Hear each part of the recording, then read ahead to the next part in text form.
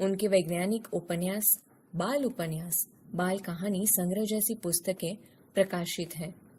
उनको विज्ञान कथा भूषण सम्मान, भारतेंदु हरिश्चंद्र पुरस्कार, सर्जना पुरस्कार प्राप्त हुए हैं। एक नई शुरुआत वैज्ञानिक संशोधन विषयक कृति है।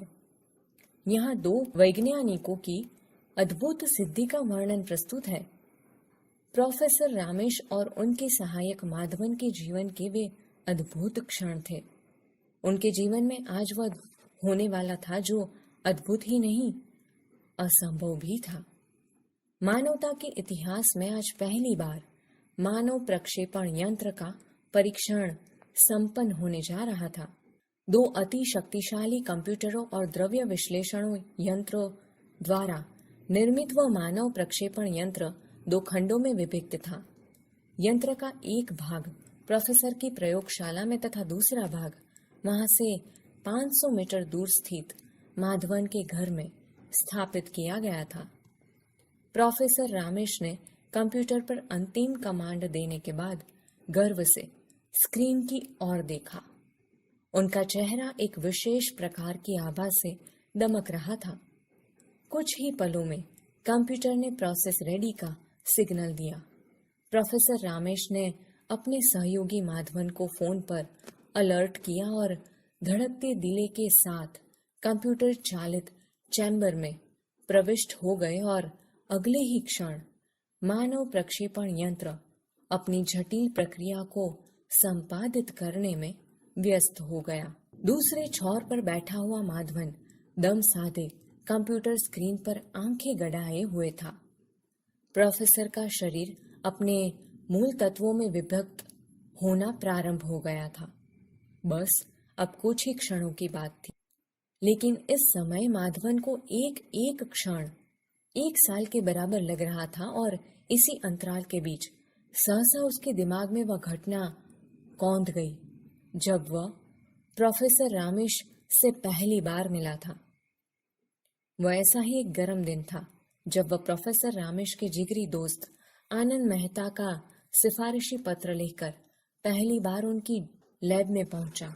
उस समय वे अपने कंप्यूटर पर झुके हुए थे। माधवन का परिचय जानने के बाद प्रोफेसर रामेश ने सहर्ष उसे अपने साथ काम करने की अनुमति प्रदान कर दी। माधवन ने एक नजर प्रोफेसर के कंप्यूटर पर डाली, पर जब उसे कुछ समझ न आया तो उसने पूछ ही लिया, सर, आनंद सर ने बताया था कि आप किसी विशेष प्रोजेक्ट पर काम कर रहे हैं। प्रोफेसर रामेश ने माधवन के चेहरे की ओर देखा, जैसे वे यकीन कर लेना चाहते हो कि माधवन से अपने प्रोजेक्ट की बातें शेयर की जा सकती है अथवा नहीं। हालांकि माधवन के साथ आनंद की संस्तुति थी, लेकिन फिर भी उन्होंने माधवन की आंखों में झांक कर उसे परख लेना उचित समझा। उन्होंने एक लंबी सांस ली और फिर अपने ड्रीम प्रोजेक्ट मानव प्रक्षेपण यंत्र के बारे में माधवन को बताने लगे। प्रोफेसर की बातें सुनकर माधवन का मुंह आश्चर्य से खुला का खुला रह गया। आखिर जब उससे रहा न गया तो वह पूछ ही बैठा, सर, क्या वास्तव में ऐसा संभव है? प्रोफेसर रामेश ने माधवन की ओर ऐसा देखा जैसे कोई 10 साल का बच्चा हो। वे बोले, क्यों नहीं भेजा जा सकता?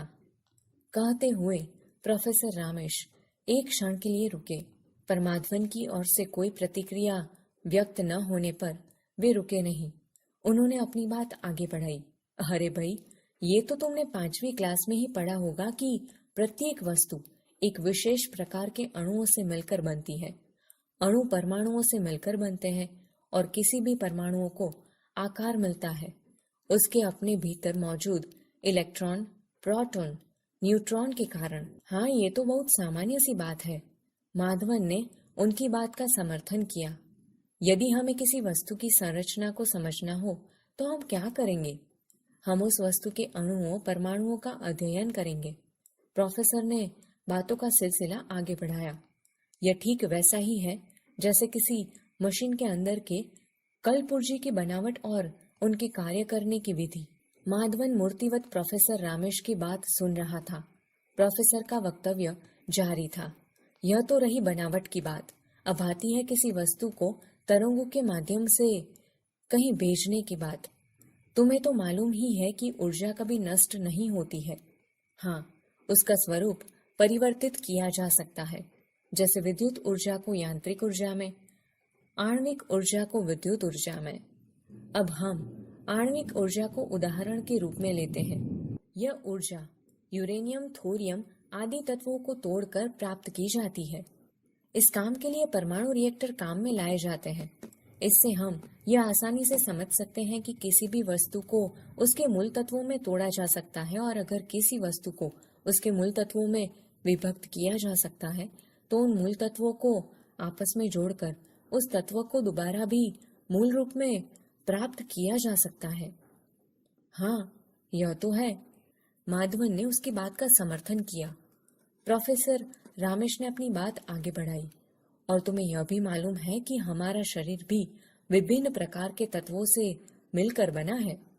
हालांकि किसी वस्तु और जीवित प्राणी की संरचना में काफी अंतर होता है, लेकिन जो बातें किसी वस्तु के बारे में लागू होती है वही बातें जीवित प्राणियों के बारे में भी लागू होती है। अर्थात हम यह कह सकते हैं कि जिस प्रकार किसी वस्तु को उसके मूल तत्वों में विभक्त और वापस उन तत्वों को जोड़कर उसके मूल रूप में पाया जा सकता है, उसी प्रकार जीवित प्राणी के साथ भी यह प्रक्रिया अपनाई जा सकती है।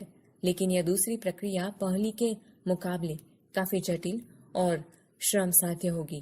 कहते हुए प्रोफेसर रामेश ने एक लंबी सांस ली। प्रोफेसर की बात सुनकर माधवन सम्मोहन की अवस्था में आ गया। एक क्षण के लिए वह कुछ सोच नहीं पाया कि प्रोफेसर के इस लेक्चर को सुनने के बाद वह प्रसन्नता व्यक्त करे अथवा शंका। लेकिन अगले ही क्षण उसके दिमाग में एक सवाल कौंधा और वह बोले बिना रह न सका। सर, माना कि यह सारी प्रक्रिया संभव है, पर इससे यह कैसे सिद्ध होता है कि हम किसी भी व्यक्ति को बिना किसी साधन के दूसरी जगह भेज सकते हैं? माधवन की बात सुनकर प्रोफेसर के चेहरे पर हल्की सी मुस्कान दौड़ गई। वे बोले, मैंने कब कहा कि बिना किसी साधन के हम किसी को एक स्थान से दूसरे स्थान पर भेज सकते हैं? मैं तो सिर्फ यह कह रहा हूँ कि जिस प्रकार किसी फिल्म को एक खास प्रकार की तरंगों में परिवर्तित करके उसे एक स्थान अर्थात टीवी स्टेशन से प्रक्षेपित कर दूसरे स्थान यानी कि टीवी सेट पर प्राप्त कर लेते हैं, उसी प्रकार हम पहले किसी वस्तु अथवा व्यक्ति को पहले उसके मूल तत्वों में विभक्त करेंगे, फिर उन तत्वों को एक विशेष प्रकार की तरंगों में परिवर्तित कर एक स्थान से दूसरे स्थान तक भेजेंगे, जहां पर इन तरंगों को ग्रहण किया जाएगा। वहां तरंगों को वापस मूल तत्वों में परिवर्तित करके उसके मूल रूप में पुनः बदल लिया जाएगा। और तभी अचानक माधवन की तंद्रा भंग हो गई।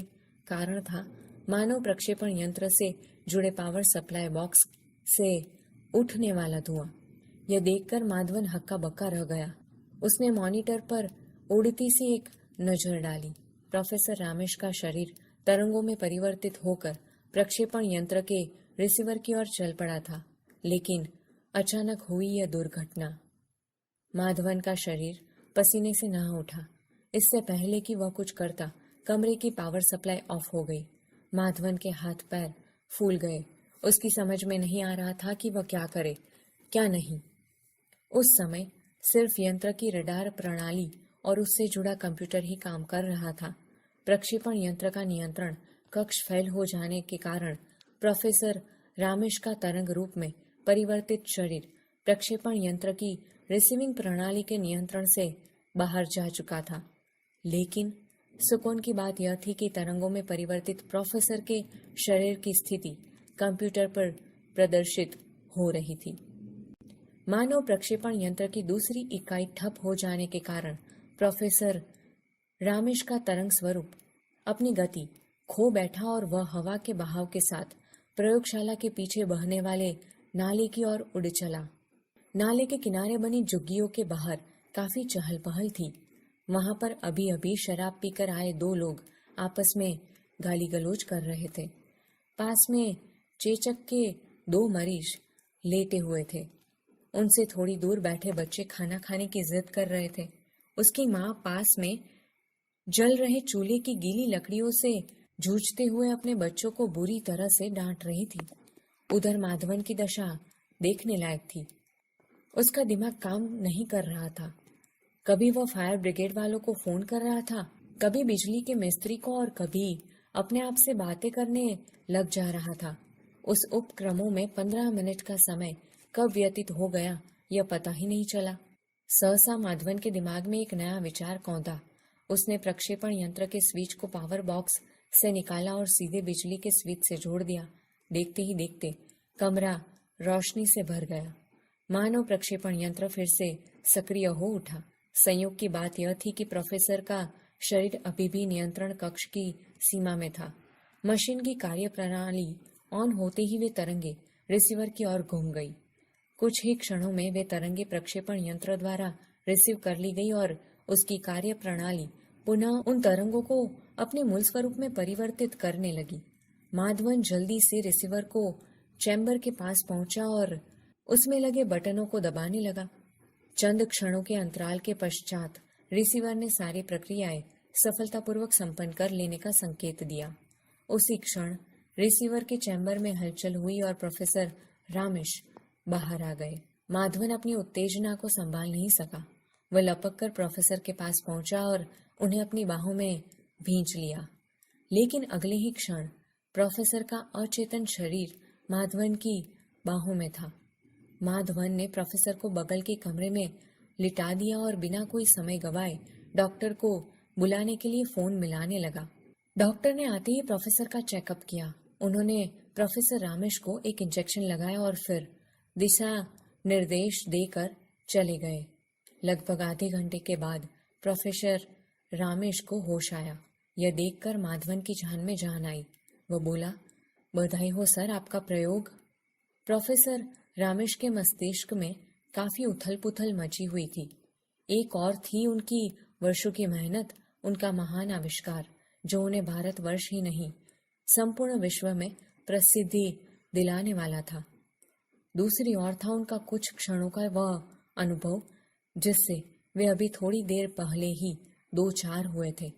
नाले के संडांग मारते पानी के किनारे बजबजाती हुई मानवीयता ने उन्हें हिलाकर रख दिया था। उन्हें अपना संपूर्ण व्यक्तित्व ही खोखला नजर आने लगा था। और ठीक उसी क्षण माधवन की बात उनके कानों तक पहुंची। उन्होंने रामेश की बात बीच में ही काट दी। प्रयोग? कैसा प्रयोग? अभी तो मुझे अपना काम शुरू करना है। इस देश में लाखों नागरिकों को कुपोषण से बचाना है, उनको जीवन के न्यूनतम सुविधाएं उपलब्ध करवानी है। यह बहुत बड़ा काम है और अभी तो इसकी शुरुआत होनी भी शेष है। कहते हुए प्रोफेसर रामेश खड़े हुए और कमरे से बाहर निकल गए। माधवन हैरान परेशान उनके पीछे भागा। वह यह समझ भी कैसे सकता था कि इस दुर्घटना के दौरान प्रोफेसर रामेश पर क्या बीती थी और किन हालात में वे इतना बड़ा फैसला लेने में सक्षम हुए थे।